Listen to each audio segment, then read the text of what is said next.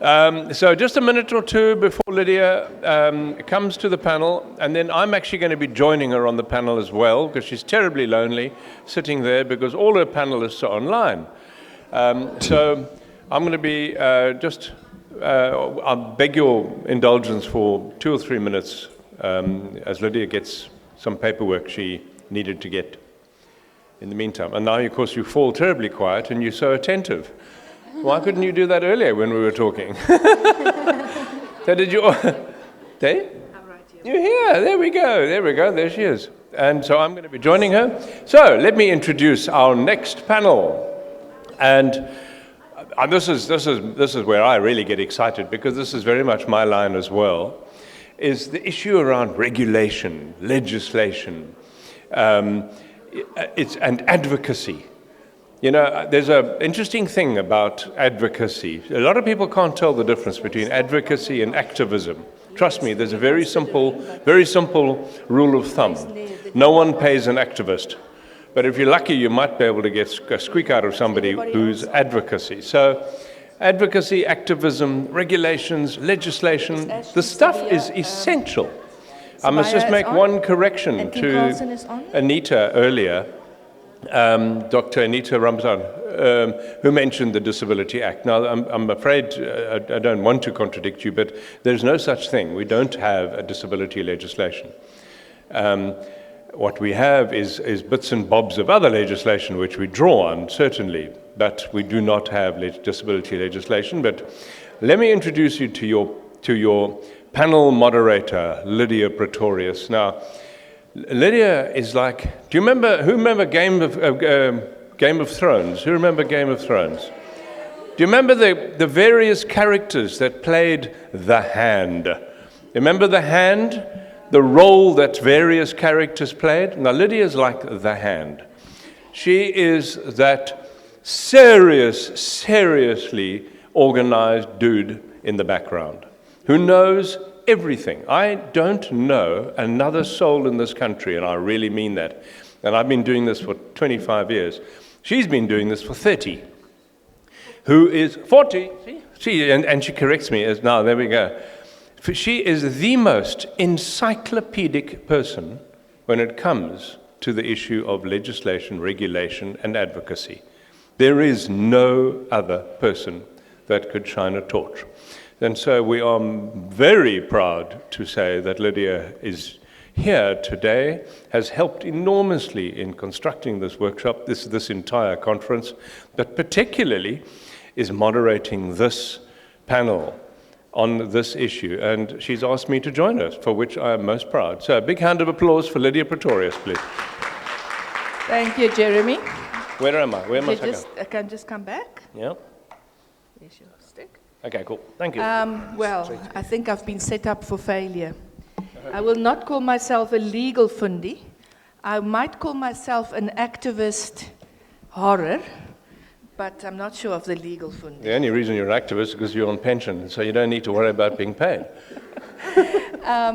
Colleagues, my name is Lydia, as Jeremy introduced me. I wear a sort of bright red kikoi from Kenya, kaftan. In terms of height, I'm 162, which simply means that I do not reach the top 2 shelves in the kitchen.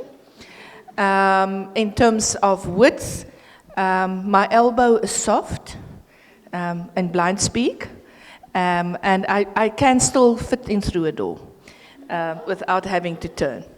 And my hair is not receding, but sort of in a short grey, which I'm very proud of. Non-bottle grey. Okay, so we've got a very formidable panel, and I just want to check that they are all online. Kim, are you online? Kim Charlson from the US? Yes, I see Kim. John Paton, are you? I see John on the call. Yep, I'm here. Yes. Kim is here also. I had to unmute, but thank you, Lydia. Phuti, are you there? I am online, thank you very much. Okay. Ashley, Subbiah? Have we got you? Yes? Yes, I'm here. And then Mr. Jace Nair might join us, but he is dealing with the office crisis. I don't see him yet. Okay, so I am going to introduce them just as before we start, and then they will introduce them of who they really are. Sorry. So Kim Charlson, speaking to us all the way from the US, she's the co-chair of the Federal Communications Commission's Disability Advisory Committee. She's also the executive director of Perkins Braille Talking Book Library. You can see the experience that we bring into this panel. Mr. John Paton from the UK is responsible for, among others, accessibility at the Royal National Institute of Blind People, media, culture, and immersive technologies manager there. He works to improve accessibility of broadcast services and gaming, specific love of his, with a focus on technical innovation, policy, and regulation. And then we have Ms. Phuti Mabelebele. She is the Chief Director in the Department of Women, Youth, and Persons with Disabilities, and she is responsible for advocacy mainstreaming in the rights of persons with disabilities. And for those of you that's not familiar with the department, that constitutes Article 33(1) of the CRPD. So it's the national focal point. And then we have Dr. Ashley Subbiah, Manager of the Assistive Technology Center at the South African National Council for the Blind. And then Jeremy has decided he would come and add some gravitas to the panel. And I want to open with two quotes. So the panel focus is regulation and advocacy. And I want to open with two quotes by a very dear friend and advocate at the international level, based in New York at the moment, Namibian born with dual Namibian South African citizenship, Eddie Ndorpu. And on advocacy, he has the following to say. I think that another word for activism is imagination, because it's about this idea of being able to envision a world that doesn't exist yet. I think that what the job of an activist is, it's to be able to create and create in being or create into existence a new world order that is really equitable and that is really fair and that is just and sustainable. And I think it's a beautiful way of describing advocacy also in the space of audio description. And then the second quote that I also want to quote from him is around what is it that we are trying to achieve with accessibility. And he's got a completely different take on accessibility, taking into a consideration that he is quadriplegic, he has muscular dystrophy, and he can only move his one finger. That's the only body part that he really can control. He says, leaving no one behind is not just a question of acknowledging the humanity of the marginalized. Disabled people want more than acknowledgement of our humanity. We want to be part of humanity. We want to exercise our agency. We want to be able to live productive and meaningful lives. We want to thrive. And in another quote he says, access is not about the ramp. Access is about access to joy, intimacy, and self-actualization. And I think this really resonates with what I've heard for the last 2 days around why audio description is so important. That it is much more than accessibility, it's much more than equity in a sort of legislative sense. It's about possibility, passion, and innovation that gives access to literacy, development, empowerment, for persons who are blind or with low vision. So we've heard a lot over the last 2 days. We've heard a lot of how personal, on one hand, audio description is, and on the other hand, how universal it is. And we're going to look in this panel around regulation, and to what extent does regulation assist, and how do we ensure that it exists and unlocks and holds accountable, and to what extent can we go wrong in the legislation. So we've moved really in the symposium from awareness to action. Yesterday, a lot of attention on exploring design, the technology, and looking also, and even today, looking at participation as pathways for inclusion. So what does that mean for regulation? And in South Africa, we really take our actions in law back to ratification of the Convention on the Rights of Persons with Disabilities and on the African Disability Protocol. And neither of those two documents specify and intentionally mention audio description. It is implied in a number of clauses. Talks of audio, but not audio description. And regrettably, and I want to plead guilty here, the white paper on the rights of persons with disabilities, I went back to it, Shakila, and it also does not intentionally mention the word audio description, the concept of that. Again, implies it through a number of clauses, but is not explicit and intentional. And the reason why I'm raising this is South Africa, as a lot of other African countries, are in the process of domesticating these two instruments into law. And what I want the panel, and the questions will also relate to that partly, is what do we include in national disability legislation? And what do we include in sectoral legislation? Looking at the span that audio description has in the various sectors, that it's not just about films, it's not just about theater, it's not just about education, it is about not just about broadcasting, it is about so much more. So we're going to start off, and I'm going to tap into what happens in the UK. UK had as mandatory quotas that drove broadcasters to mainstream audio description. We're going to then move to the United States, where the 21st Century Communications and Video Accessibility Act empowered regulators to set binding targets for described programming. And we're going to look at these examples when accessibility is enforceable, industry innovates. Is that a truthful deduction or not? And how do we ensure that that's what we get as we move towards that? So I'm going to move to my first panelist, John Paton. John, I would appreciate it if you can give a brief introduction of yourself and the way you would like people to remember you. And tell somebody else that there was this dude called John Paton on the call, and this is who he is, and this is what he had to say. And as you do that, I'd like you to just cover for us around the UK's Ofcom quotas for audio description.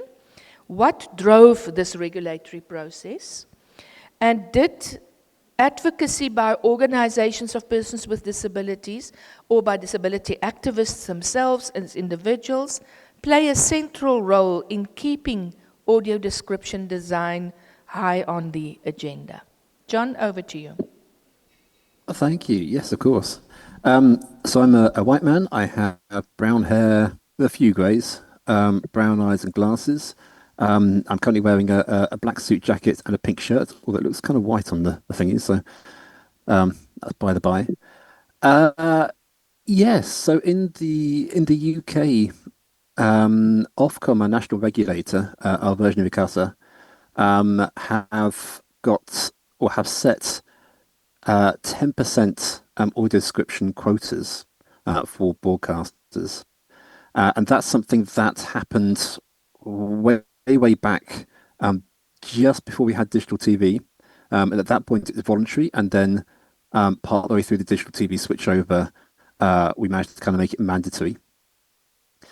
And that has been through a lot of kind of shouting at or speaking to everyone about the importance of audio description and why it matters.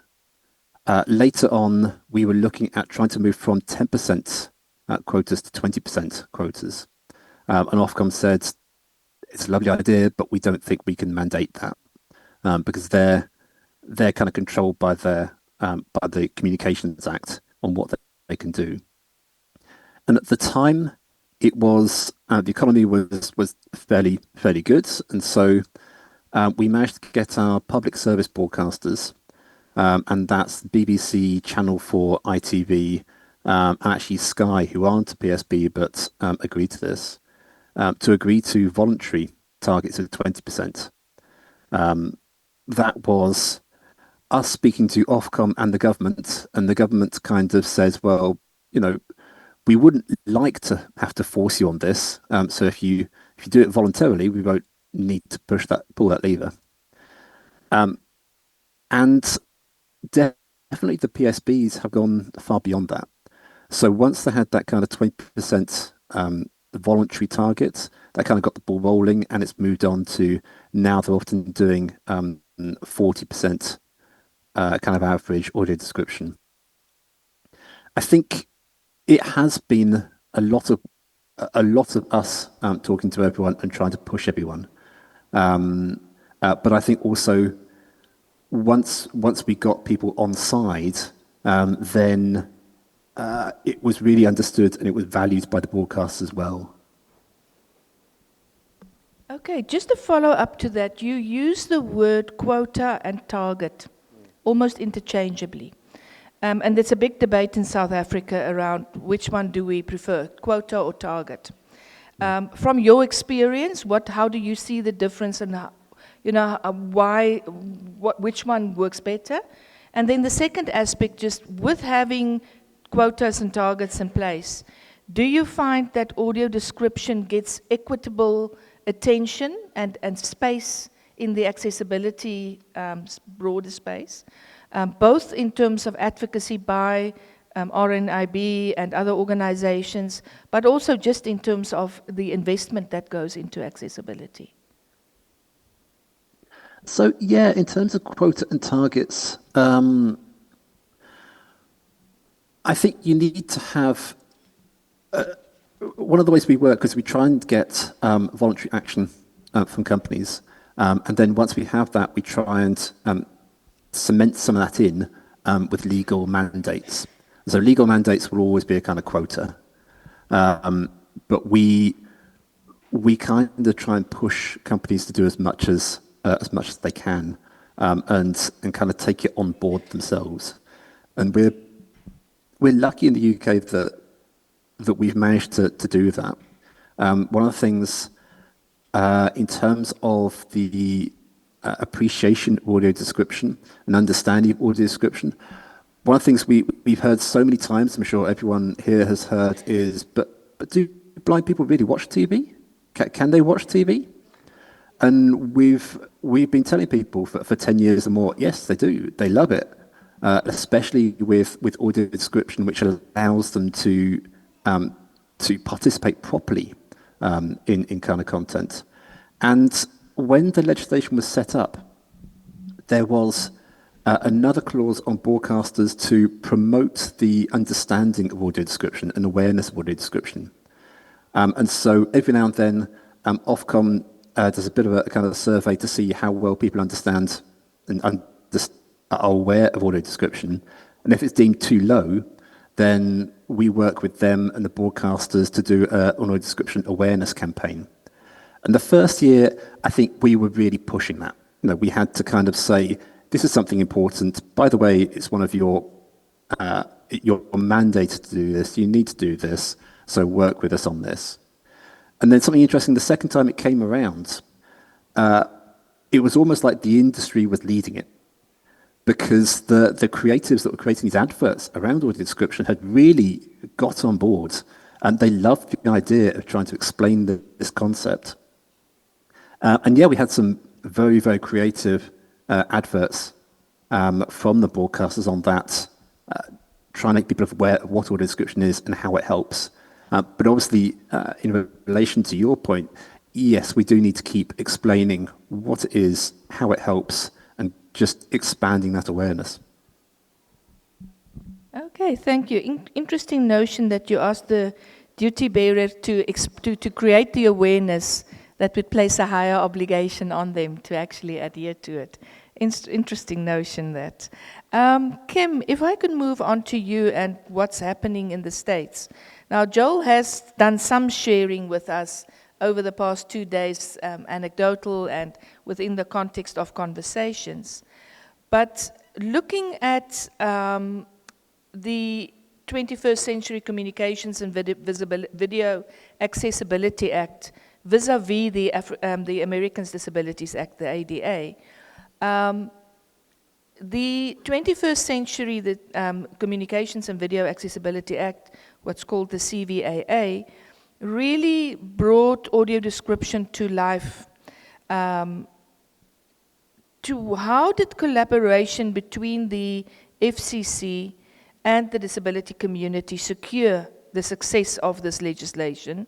And what lessons can we draw about sustained OPD engagement in regulatory reform? In other words, to what extent does the organizations of persons with disabilities play an active role in getting it onto the agenda, keeping it onto the agenda, holding the duty bearer accountable? Kim, over to you. Thank you, Lydia. And please also Thank remember you. to just introduce yourself the way you want us to remember you. Thank you. So thank you again for the opportunity to speak with all of you. As Lydia said, I'm the executive director of the Perkins Braille and Talking Book Library at the Perkins School for the Blind in Massachusetts. And I also have finished my term as co-chair of the Federal Communications Commission Disability Advisory Committee, and I am the immediate past president of the American Council of the Blind, which is one of the blindness advocacy organizations in the US, and I was the first woman to serve as president of any major blindness advocacy organization in the US. So one of my passions is audio description. I probably wouldn't be in all these interesting roles if I wasn't so excited about audio description, starting from the performing arts side. But that soon evolved over to the television broadcast and streaming service side for audio description content. So regulatory and legislative access is crucial to the advancement of audio description. And I tend to refer to them within the CVAA that Lydia was speaking about.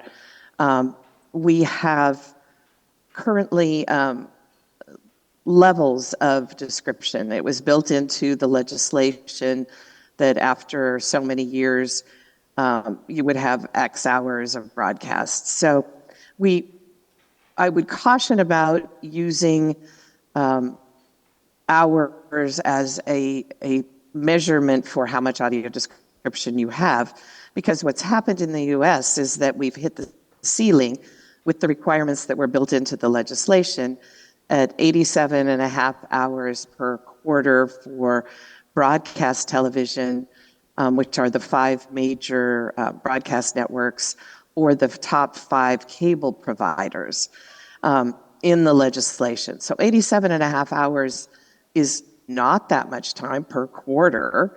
A certain amount of that is also for children's television programming, but I can absolutely say that all broadcasters are doing more than that at this point. The CVAA, we just celebrated the 15th anniversary of the CVAA last week, and we are currently working on a new piece of legislation, which is the CVTA, the Communication Video Technology Accessibility Act. And we're just at the beginning phase of introducing that legislation, which probably one of the most significant aspects of that legislation is a requirement for 100% coverage of captioning and audio description in video content. So the CVAA did not include streaming services, although it did for captioning. So all of the content that anyone anywhere is enjoying from any streaming service that they might be utilizing is completely voluntary at this point. And that happened, again, no legislation, no law is telling those providers, but it started from a court case that was filed by the deaf community to get Netflix to provide captioning in 2015. And that case was settled out of court, and that's sort of been the benchmark. So as soon as that court case was settled, I basically said, and advocates said, I think we need to reach out and say, now that you've settled your case on captioning, how about your plan for audio description? And I think the writing was on the wall. It seemed fairly clear to most of the streaming services that they had better look at audio description as well as captioning for accessibility to video content. So voluntary compliance happened quite nicely with organizations like Apple, Amazon Prime Video, most of the streaming services associated with broadcast television like Paramount Plus, Peacock, Disney as well. Not so well with Hulu, and quite well, but using a legal strategy called structured negotiation with Warner Brothers HBO Max. So our advocacy has used legally structured negotiation as our legal aspect, which is not exactly litigation, but it's basically indicating through demand letter, we realize we have a claim, we think you will realize we have a claim, we would rather work collaboratively with you as a company to bring audio description to the blind and low vision audiences rather than file a court case. And in most instances that worked because industry likes that idea. They certainly don't enjoy being sued, and it's expensive.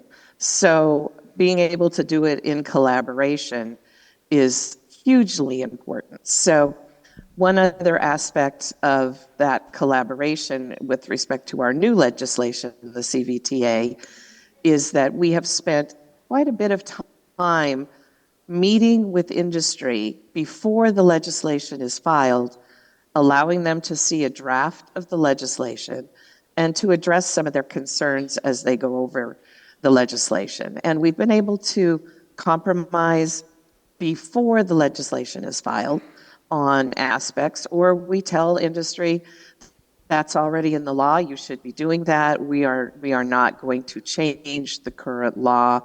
We're going to use the current law moving forward. So we didn't get any pushback at all about the 100% requirement for video content. And part of that stems from identifying and realizing where the responsibility for adding captioning and audio description to video content lies. And in the US, it primarily lies with the distributor of the video content. But we're also trying to urge and encourage that one place for the inclusion of audio description and captioning is in the production process at the beginning. As we often say in the advocacy world, making something accessible from the start is less expensive than retrofitting it with that accessibility farther down the pipeline. So I think that that's absolutely a lesson learned. And we're reaching for the stars in our new legislation, and then relying on the Federal Communication Commission as the regulatory agency that implements the law. And so that is where we have absolutely had our best success in getting audio description for broadcast television. We're now seeing a lot of the broadcasters doing live audio description, primarily for award shows right now, like the Oscars and the Grammys and the Emmys, things like that. But we also have parades. We have a Macy's Thanksgiving Day parade in the U.S., other New Year's Day parade. those kinds of things that are live, which I'm excited about because I think live opens up a lot of opportunities and also provides content for people who want to be part of that experience. The US actually provided live audio description for the coronation of King Charles. We had live audio description for the funeral of former President Jimmy Carter.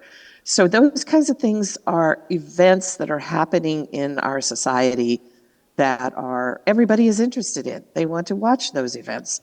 And audio description is crucial in those kind of events for catching all the nuances. Yes, we can listen to the words, but are we going to see that former President Barack Obama walked over to the casket of Jimmy Carter and put his hand on it and bowed his head in respect? We're not going to know that without audio description. So I think that those kinds of things and those processes that we are advocating for are hugely important in the regulatory and the legislative process. I just want to say one more thing about advocacy that the American Council of the Blind is working on. I'm sure Joel has filled all of you in on the work of the audio description project of the American Council of the Blind. And we currently, on our website, adp.acb.org, do have a title listing with over 12,000 titles of audio described content. That's streaming service, television, broadcast, cable in the US market, English language primarily, although there are some other languages listed in that listing. But we are currently working on the addition of another committee to our audio description project, and that is the International Coordinating Committee for Audio Description.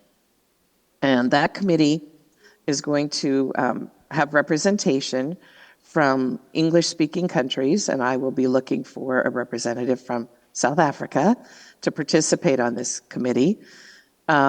Since we're in the United States, we have, I think, a high level of responsibility working with the primary streaming services. There are going to be other streaming services within other countries, but the major ones I've mentioned previously are US-based companies. And we believe that it would help all of us to have a committee that has representation from the UK, from Canada, from Australia, New Zealand, Ireland, wherever we need to get that English representation initially, to kind of coordinate what is being done in the UK as an example, to make sure that we're supporting that. And I know that in many cases, the companies will sometimes say, well, we're not doing that in the US. Well, if they tell someone that, we would want to know that so that we can make sure we start to advocate in the US for something that will be helpful in another country on another type of streaming service, or getting broader access through licensing and agreements and those kinds of things to get audio description content for the streaming services. In the US, people want BritBox, and we've been having a heck of a time getting access to described content on BritBox for British television. So I think that's going to be a very big step, and I will leave it to all of the experts in the room to identify who that South African representative might be, but I'm hoping to get this committee framed and operational and working by early 2026 so that we can start to be more strategic and more coordinated about our international audio description advocacy. And I will stop there because I think I've taken more time than you may have wanted me to take, but I felt like those were all very important things to share.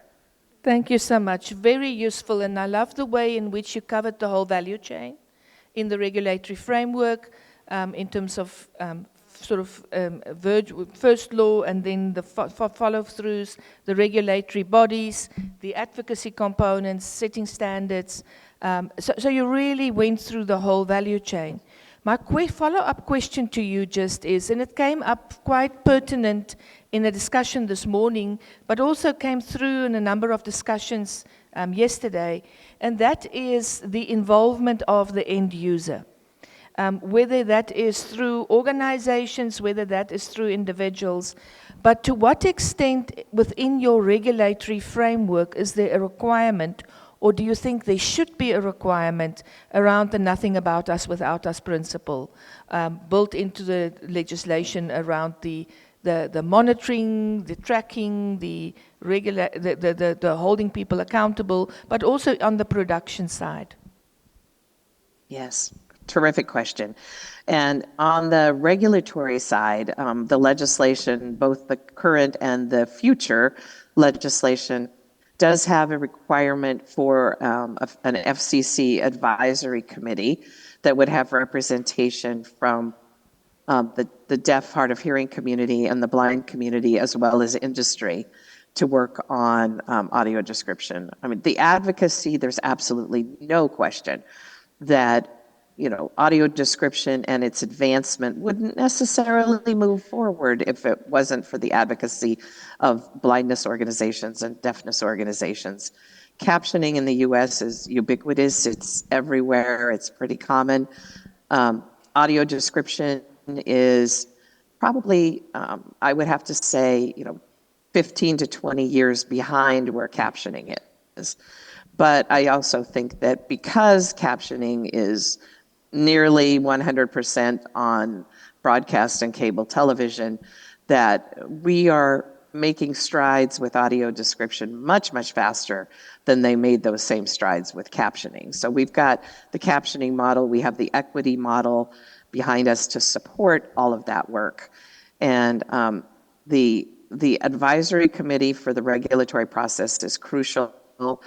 I also think that the engagement and involvement of blind and low vision people in the production process is something that we are advocating for strongly, and the audio description providers, that the companies that are doing the audio description are using blind talent in most aspects of the audio description process.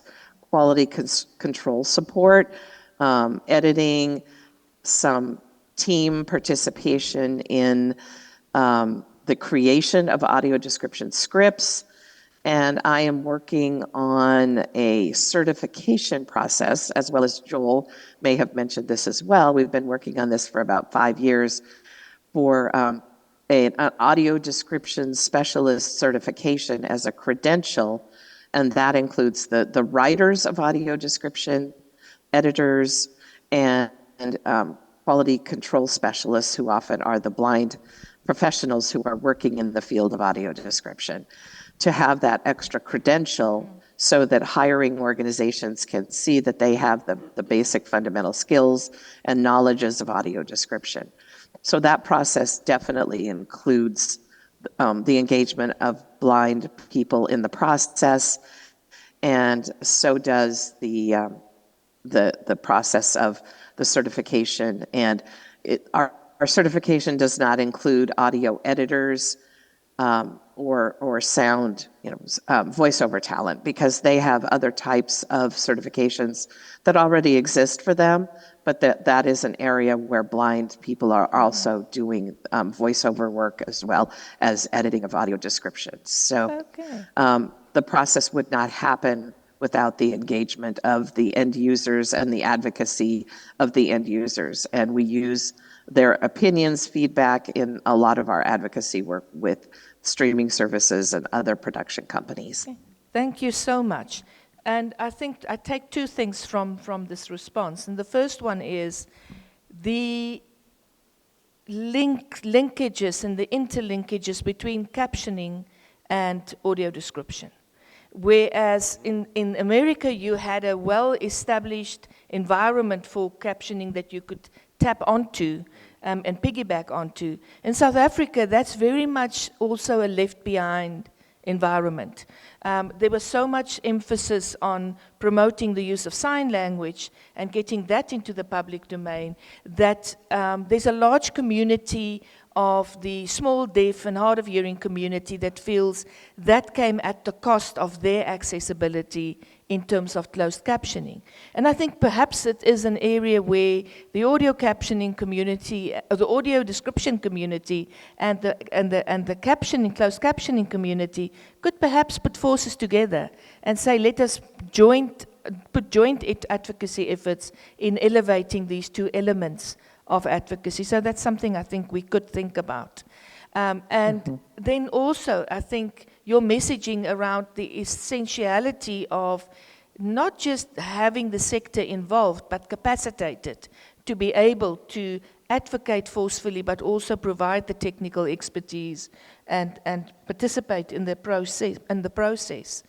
And I think that is bringing me to Ashley, to you. And again, please just introduce yourself the way you would like people to remember you. But I would really like you to ponder around, having heard this essentiality of a vibrant sector advocating for audio description, holding duty bearers accountable, ensuring regulation takes place. How do you think we could spark broader sector interest in audio description and elevate its space within the OPD space in South Africa?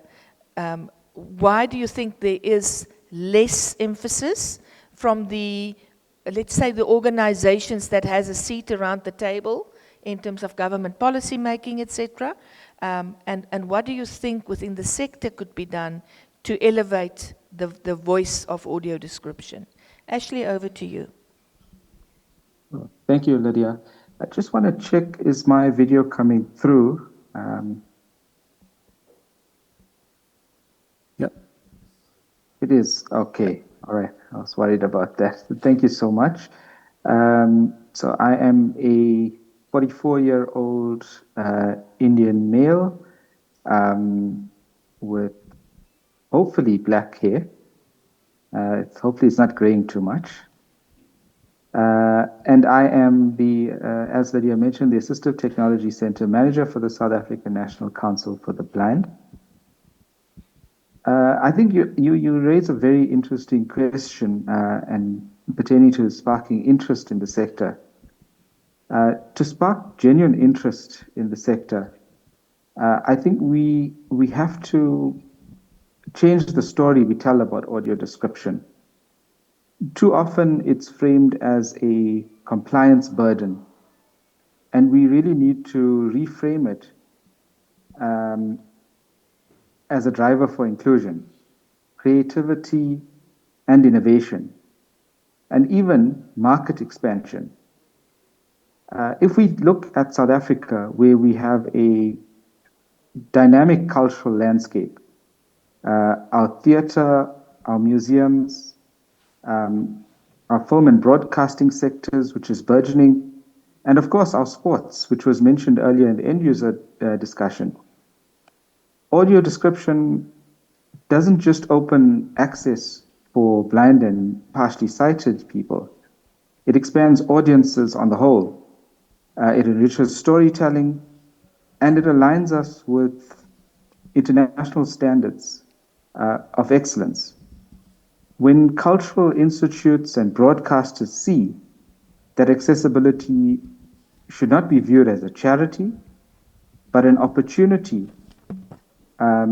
for inclusive content to attract new audiences and also build reputational value, interest will follow. Practically, sessions like we had with the end users this morning goes a long way, because we can showcase success stories, show the human impact that audio description has, how it changes lives, and how it deepens engagement. And then programs such as the one that we're having over this past 2 days, bringing stakeholders together, the OPDs, creative industries, regulators, and funders, bring them into a collaborative space where we can highlight innovation rather than obligation, will really ignite sectoral interest. And I think that's also how we're going to be able to sustain it. Thank you, Lydia.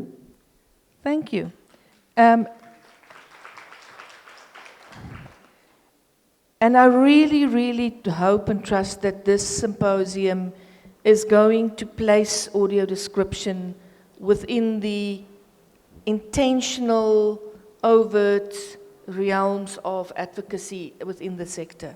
And I really think it is something that the sector needs to look at. We understand the tremendous pressure the sector is under, but sometimes you need something innovative to actually lift and bring people together again in a central message. So thank you for that, Ashley.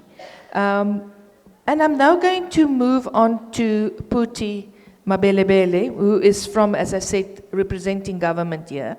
And Phuti, government currently, your department leading, currently busy with domesticating the UN Convention and the African Disability Protocol, although I know the ADP is kind of sort of the stepsister in the process. This process being led by the SA Law Reform Commission, supported by yourselves, and I'm just giving this as broader information also for stakeholders here. How do you think we could best intentionally, visibly advocate for inclusion of audio description within these, the sort of national overarching law? And what else is there in place, including the ICASA code? And what do you see as the implementation challenges? South Africa is very good at passing policy, really useless at implementing policy. And the same basically goes for law. I sometimes say, I think in South Africa we develop law so that it could be broken. And then we're very upset if we get caught out and are taken to task. We don't develop laws to uphold peace and order. But what would you see, Phuti, as the challenges in bringing audio description to the fore in a more elevated and visible process, so that we unlock full participation, creativity, participation by blind people in genuine community life, in opportunity, in possibility? Phuti, over to you. And also just thank you very much. Remember to introduce yourself the way you want to be remembered. Thanks, Phuti. Yes, thank you so much. My name is Phuti Mabelebele. As introduced, I'm the Chief Director responsible for advocacy and mainstreaming in the Department of Women, Youth and Persons with Disabilities in the presidency. I'm a middle-aged woman in my 50s, early 50s, 52 to be exact, and short in stature, but have bright brown eyes, light in complexion, and my hair is plaited, and today I'm wearing a blue dress. A sort of, in terms of weight-wise, I would say that I'm between 70 and 80, so somewhere around there. I'm not a petite one, and yet I'm not a fully figured. I'm somewhere in the middle. I think that's important. People always mistaken me to be a very big woman. I don't know whether it's my voice giving away that or what. But yeah, that's Phuti Mabelebele to you. I consider myself a young woman, very energetic, an activist, an advocate, a social activist, and an advocate for the vulnerable groups in our society, whom I call special groups. I don't like the word vulnerable. I'm just using it because it's a common term.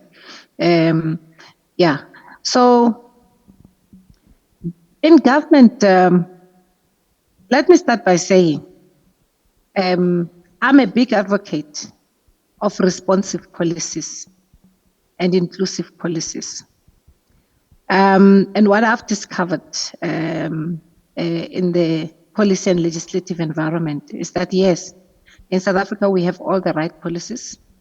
We have the legislative environment, but the fact that they're not implementable points directly to the fact that the policies were general, too general, and therefore does not direct duty bearers to develop programs that are specific, to actually institutionalize mechanisms that are specific, to actually ensure that the stakeholder engagements are also specific. So we have this broad policies that then broadens our implementation, and the impact thereof is less felt, and therefore the effectiveness thereof becomes a challenge. So what we've been engaged in is that we have been saying to all our duty bearers, and by duty bearers I'm talking both in the public and the private space, we've been saying, look at your policies. The fact that we are not recording much progress shows significantly that there are gaps. And I always say that a policy is what directs an institution in the direction it should go. It directs the kind of programs, the services that you're going to come up with. And if we're registering so much challenges, so much gaps, and so much slow progress in terms of implementables, then it means our policies need to be reviewed so that they become, in this context, disability responsive and disability inclusive, but also taking in mind and bearing in mind the fact that we have diversity and disability.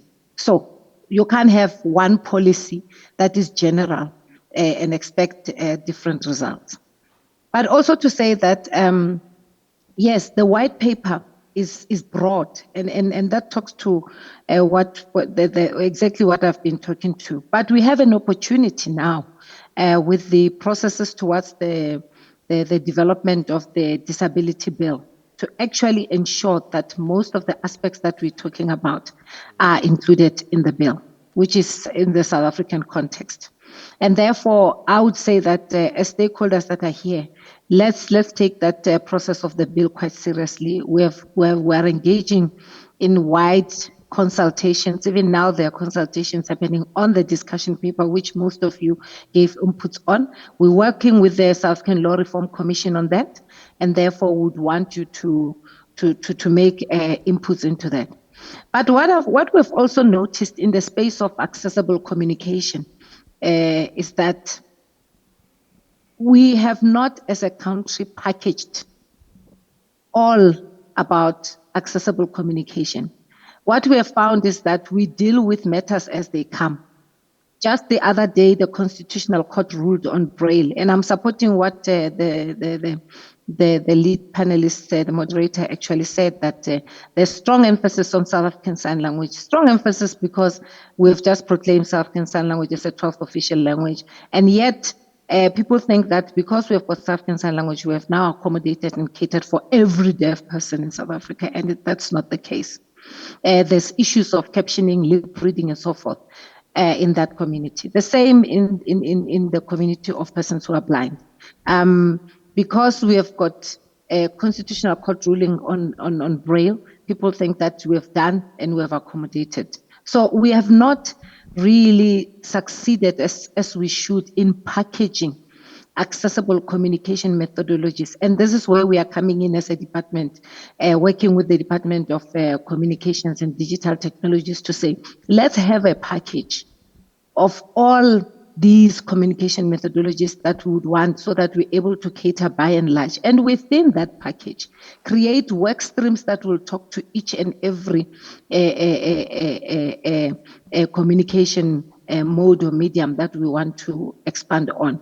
If we want to focus on audio description, we'll then involve everyone who's involved in audio description matters, the experts and the stakeholders thereof. If we want to deal with the further enhancement of issues around South African Sign Language, we do so. If we want to deal with issues of Braille, if we want to. So those are the work streams that we need to create. That needs to be so that we deal with a package on accessible communication. So that when we talk to AI, we talk to AI specific to all the accessible communication methodologies. Now, there's uneven implementation, which is a challenge that we've noticed. We have institutionalized, okay, let me start by saying that the uneven implementation is caused specifically by the fact that most of our institutions that are responsible for these programs do not want to engage the disability sector. And where they're engaging the disability sector, they're engaging the wrong people. So they're not working with persons who are in the space, who are experts in the space. I'm not an expert on audio description, so I cannot begin to do anything on audio description and not involve the role players like the Shakilas of this world and everyone else in the space. So their voice needs to be there. At planning, at decision making, at formulation throughout the whole entire value chain. So what we have done is then to institutionalize forums. And I know that when we started to engage everyone on the institutionalization of forums, they thought it's a tick box exercise until we broke it down to say, if you're in communications, you would be able to say to us, the experts that I'm working with on audio description are the following. And these are people who have made significant milestone and changes in that space. The experts that I'm working on Braille development and so forth are the following. The experts I'm working, and that becomes your disability forum, that becomes your consultative forum, that becomes your forum that will assist you as a policymaker to enhance and to explore awareness raising initiatives that are proper. And that in that way, you'll be able to develop programs that are effective and impactful and that talk to society. At the end of the day, I like what you said, Lydia, in the beginning when you said that in advocacy, we create in being into existence. Because at the end of the day, whatever that we're trying to create, whatever policy that we're coming up with, how we implement it, the person at the end of the day who needs to see the difference is the person who requires, in this context, audio description on the ground. Yesterday, I posed a question around how we are inculcating that culture in broader society. And for me, that is quite critical.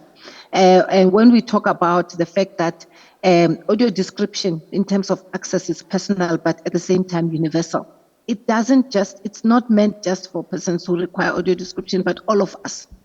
So in our families, in our homes, if we make it part and parcel of us, part and parcel of how we communicate, part and parcel of what we do, describing ourselves, it will go a long way, because where there's a demand, there will be a supply. So it will go a long way. In schools, it becomes part and parcel of our socialization, in our families, in our homes, in our schools, in our social environments, into the workplaces and so forth.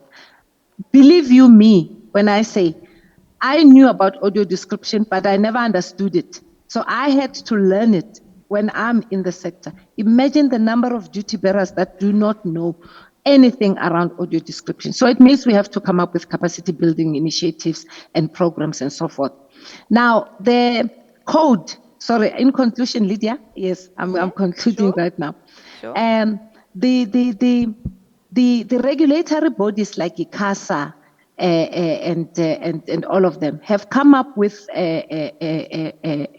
minimum standards to say by this period we should have started to ensure that audio description is implemented and so much percentage on free to air and so forth. And we have not seen much of that. And that means something in our administration is wrong. And I always say it boils down to policy. So our conversation with also the Department of Communication and Technologies is that let's review the policies we have so that they are inclusive. And within, when you say to duty bearers, make sure your policies are responsive, it's when you mention in the policy. There's no point in just saying accessible communication methodologies and then leaving it to interpretation. You need to unpack it in a particular policy so that everyone understands. Everyone that's going to be a role player in implementation of that policy understands what you're talking to. So let me, in short, just conclude there. Hope that I've just given a snippet of where we're at. Thank you. Okay, thank you so much, Phuti. I'm going to we've got like 3 minutes. If there's any questions from the floor or from the online, I'm going to take 2 hands from the floor and I will take 1 or 2 hands online. I've got a hand there and I've got a hand there. So there's 2 hands at the back there. Can somebody take a mic to them? And then I've got an online also. While the mics go there, do you want to maybe share the online in the meantime? Oh, you, okay. Sure.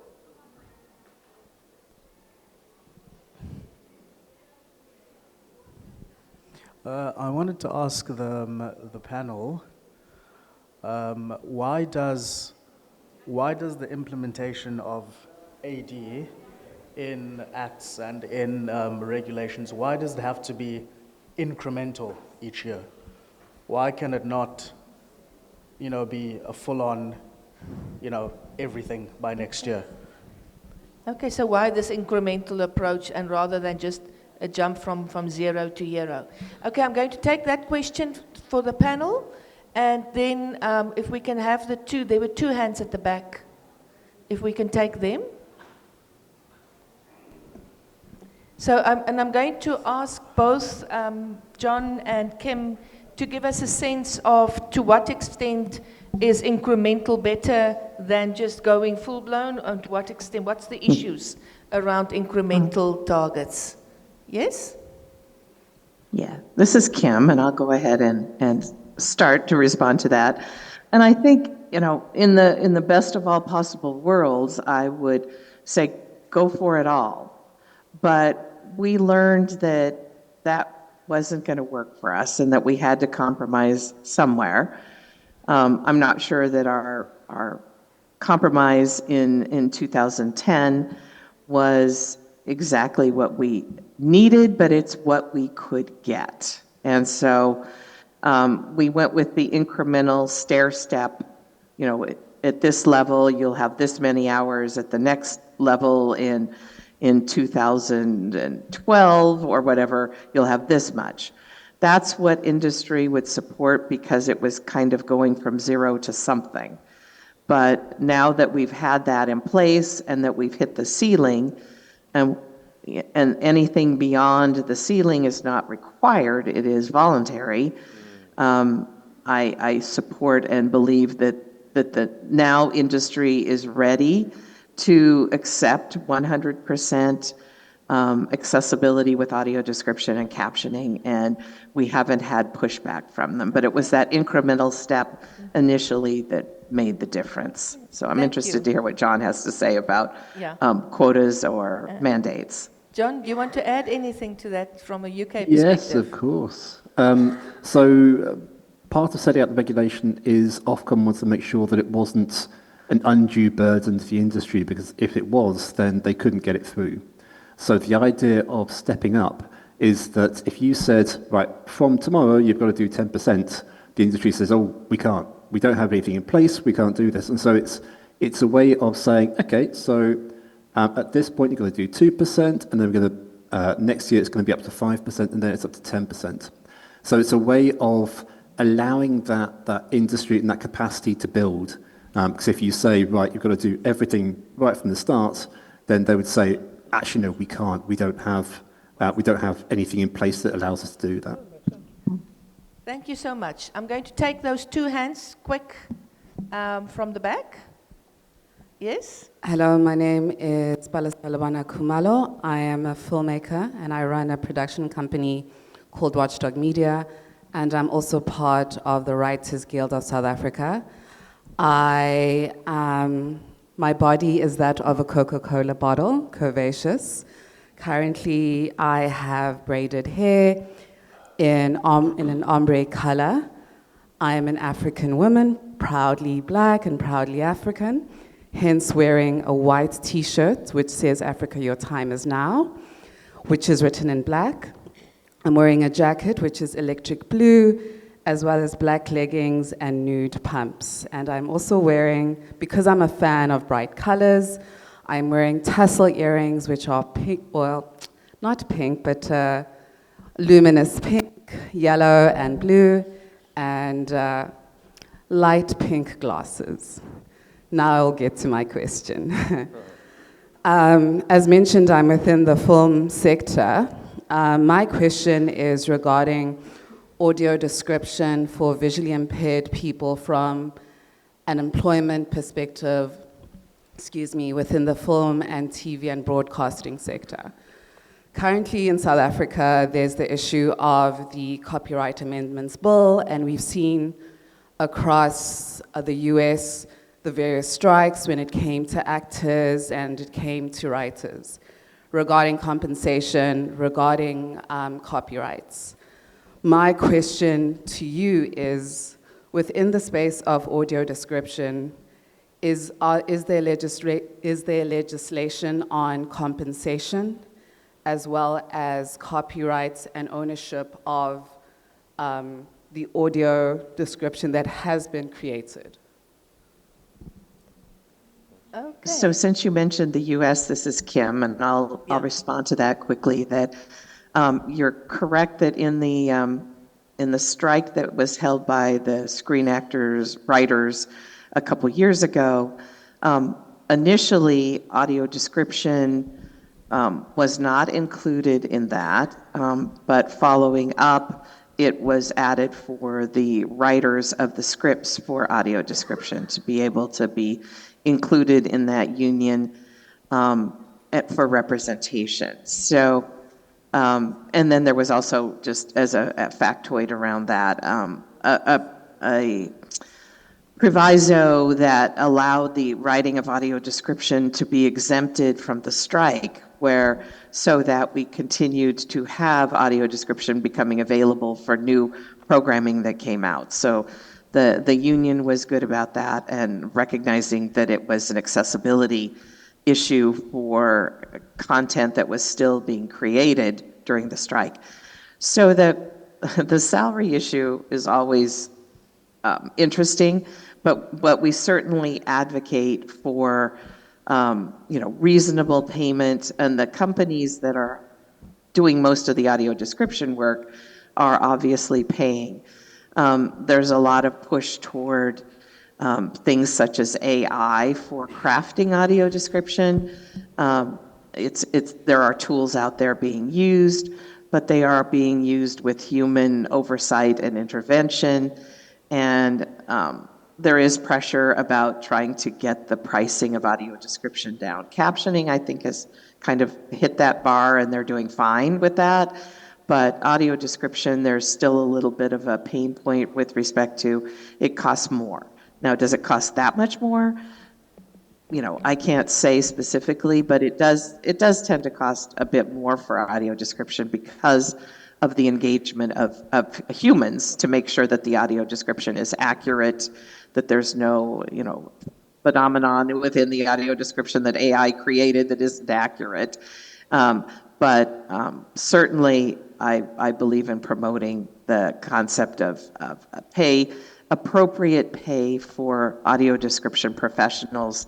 And that's one of the things that we hope our certification for audio description specialists will help with a credential that will help someone besides years of experience and tested experience. Thank you. Thank you. And then the second one, we are running over. So really a short question for the second person. Thank you. Thank you, Lydia. It's me. I spoke earlier on the panel. Apologies for mixing the act with the white paper. I think I was just being anticipatory. Hopefully the act would come very soon after the bill, Phuti.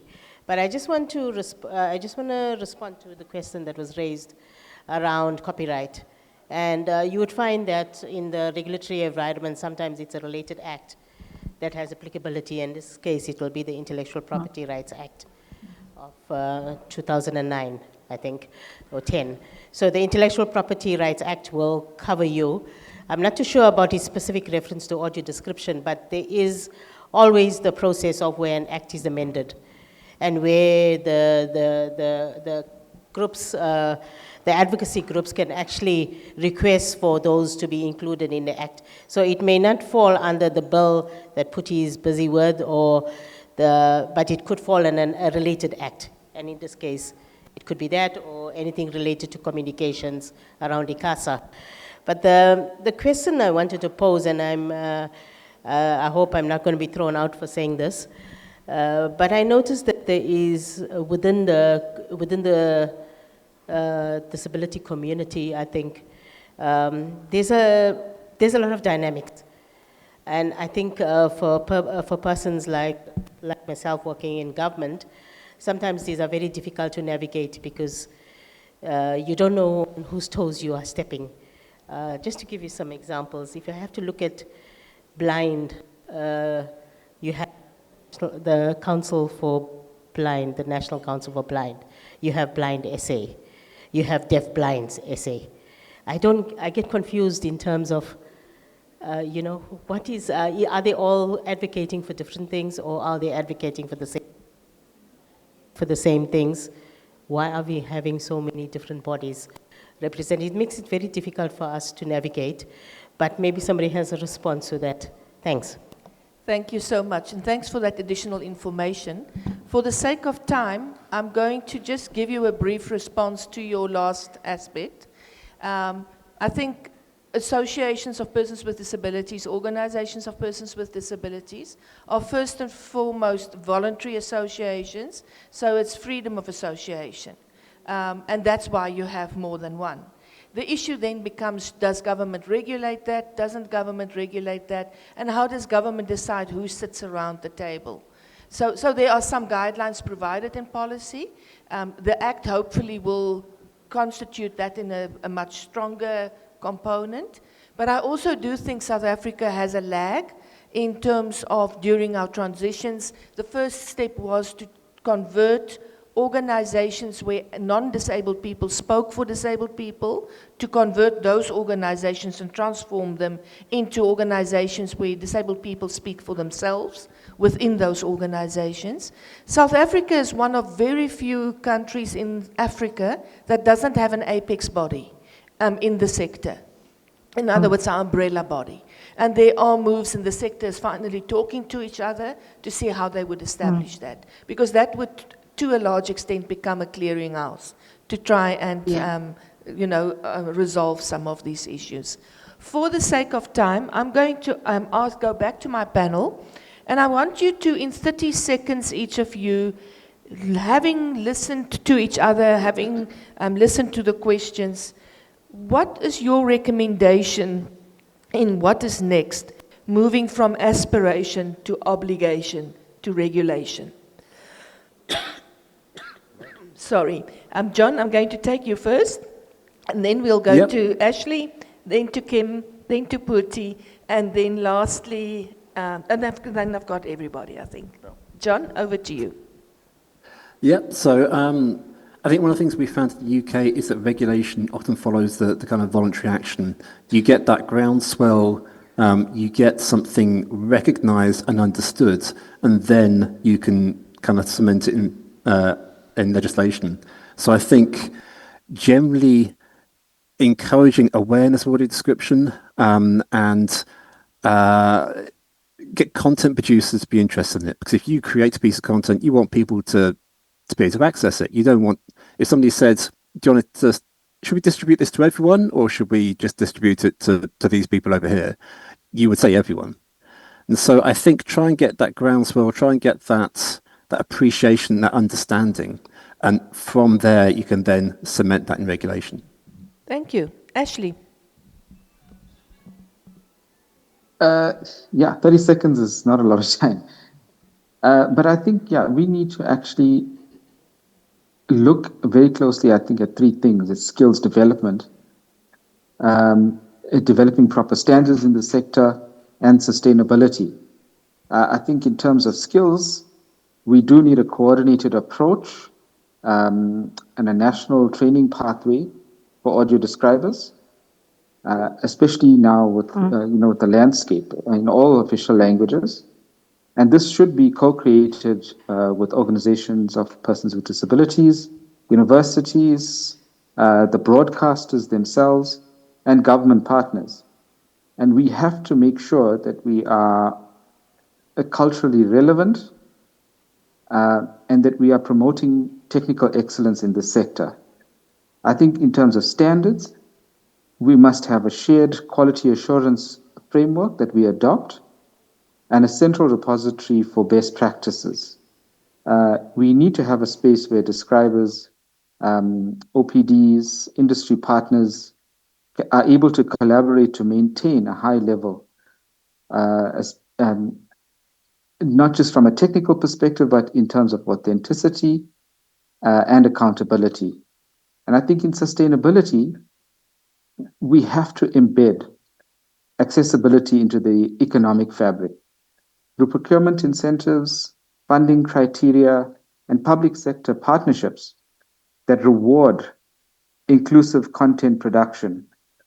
We will see real traction and improved uptake of true accessibility.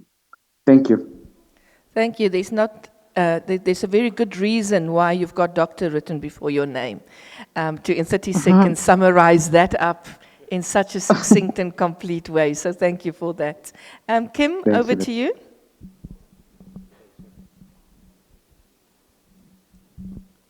$30. You are on mute?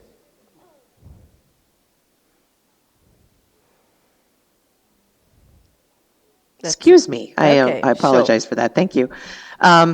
So I think obviously collaboration is going to be pivotal to advancement and moving forward for all of us. And I guess I would just echo back to the international coordinating committee that the Audio Description Project is going to be establishing.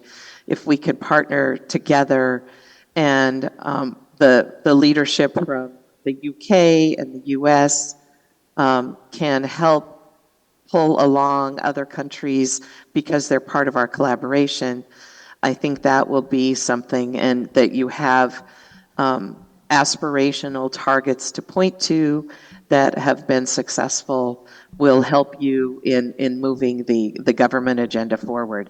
I just wanted to make one quick comment about copyright, which I can't imagine that I had forgotten, but I think it's hugely important in any kind of regulation or law to make it utterly clear that the audio description files travel with the original video content. We've had quite a bit of difficulty in the US with the audio description files that are recorded, or the caption files to a lesser degree, traveling with the content when it moves from platform to platform. And sometimes it will, and sometimes it doesn't. And then we have to scramble to say, I know that was audio described in the cinema. Why don't you have it with description on your streaming service? And it just doesn't happen, and that causes a lot of repeated effort and waste of resources to have to re-describe something when there was described content available somewhere in the pipeline. So that's hugely important to expedite audio description through regulation and film, with the file types being traveling with the original content. Thank you for crossing those T's and dotting those I's. Devil is always in the detail when it comes to accessibility. Yeah. So thank you for that, Kim. Phuti, so what do you make as the South African government representative? What do you think is the next step after this in terms of taking this forward? Yeah, thank you. As a coordinator, I think first things first is that we're going to have to create the Accessible Communication Coordinating Forum and develop sub-work streams. And one of the sub-work streams will be one on AD, alongside the other work streams on accessible communication methodologies. And then that sub-forum needs to develop an action plan with both civil society and government. And we have one action plan that we can take through government, because I believe that, and make sure that the action plan is aligned to the current NDP and the MTDP, so that it's not a separate plan and duty bearers begin to, go here and there. So we align everything and we have that action plan, and then we hold people accountable, because it's that action plan, colleagues, that will enforce regulations with clear accountability, that will build from there, technical and production capacity, I heard someone talking about training and so forth. We need to begin to establish a national pool of trained audio describers and voice artists. That's very important. And also integrate accessibility from the start and build into the value chain and bring other role players, like, for instance, your education sector and so forth. And then promote awareness around AD.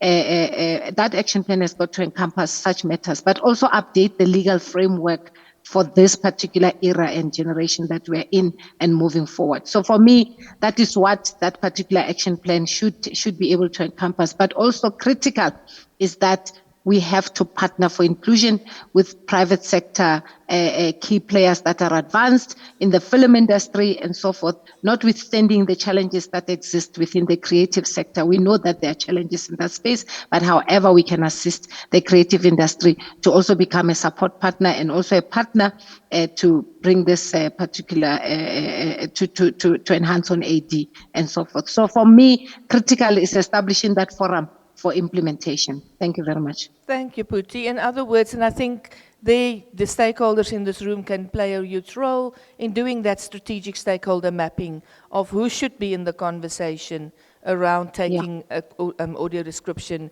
to the next level in terms of regulation and policy, and ensuring that the advocacy component is vibrant. From my side as your panel moderator, I really want to thank all my panelists. Very worthwhile conversation. Thank you so much. To this amazing audience, thank you so much. And to my program director, I do apologize for stealing time, but I hand you back and hand the mic back to you. Thanks, Jeremy. Thank you, Lydia. That was worth every steal. That was very interesting. There was so much in there that was asking to be interrogated further. I think one of the big challenges about a thing like this is when you look at international comparison, you know, we are a country, we are a very, very new country.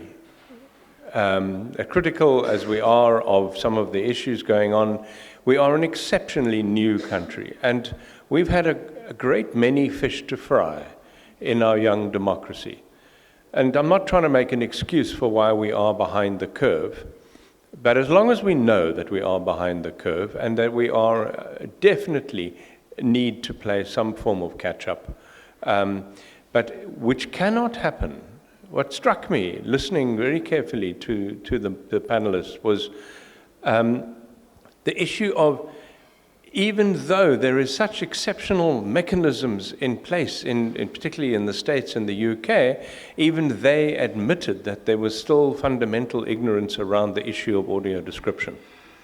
And to me, that is the crux, is that you can't expect miracles if 99.9999% of the population can't spell AD, who have no concept of what it is. And we've seen this in other elements of accessibility in this country. I used to run the disability desk for the Western Cape province once, and I dealt a great deal with public works, and it fascinated me how many architects had no clue that there was a Chapter S of the building regulations and had never read it, and had been there since 1985. Now, if you've got high-level professionals like that who don't understand the principle of accessibility, how can we expect miracles when most people have never heard of audio description? Ignorance isn't a sin, but it is something to deal with, which is why I said in my opening line, and when I was a moderator yesterday, is that audio description advocacy must be both reactive and proactive. Reactive in that you can move and nimble enough to do something about it. Proactive is where you push it out there so that people know about it. And symposiums like this are a great start. And I think it behooves all of us in this room yesterday and today to actually wear this mantle of audio description advocacy so that we can constantly raise the issue so that people say, what's audio description?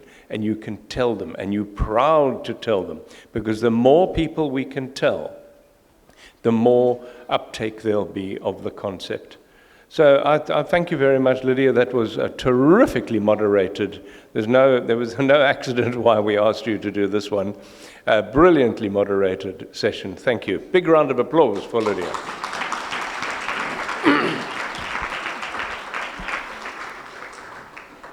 Right, so Shakila, could I ask you to come up here and to direct us a little? I know I'm supposed to be the program director for the day, but I'll be completely honest, I'm a little bit foggy on our next steps today in the time we have left.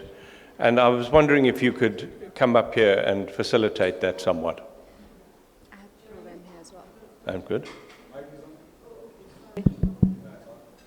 Okay, thank you. Jeremy? Yes. So I won't come up there, I'll stay here. Yeah, sure. Okay. So our next step is we're a group of individuals who have over the past 2 days learned a lot around audio description. And we come from diverse sectors here, including the blindness sector. And being a collective body in itself gives us authority, gives us legitimacy. And I want to tap into that. And what I want us to do now is at your tables to come up with 2 objectives. We were meant to do this in the course of the 2 days, but I did not want to sacrifice time and take away from the panels that were unfolding in such a magnificent way with the type of discussions they were having. So now at your tables, if you could please take on a responsibility to come up with 2 objectives related to any one of the industry sectors that you were exposed to. Film, tourism, performing arts, education, and today AI, technology and innovation, end users like us, consumers, and now regulatory frameworks and advocacy. What would you like for us to achieve as an objective? So I'm going to stop there. And how long do you need for that? 10 minutes? Will that work? Okay. What time is it now? 14:23. Oh, okay. Our intention was to close at 3. So if you could please do that, we'll collect all of it. Then what are we going to do with it? Our intention then is to take all of that, aggregate it, come up with what is what are the majority saying, and use that as a starting point as formulating our strategy. Because out of this collective body, I would like to establish a forum. And then I'm going to circulate also a form. It's not a form, it's just like an attendance register looking form, which you need to, if you want to, put your name to it. And it doesn't matter from which sector you come, because what you've learned about audio description is that it's applicable to life itself. And you are all part of some aspect of shaping life. So if you want to become part of this voice, then put your name to that. And it'll be the beginning, the birth of an audio description forum in Africa. Are you with me? Thank you.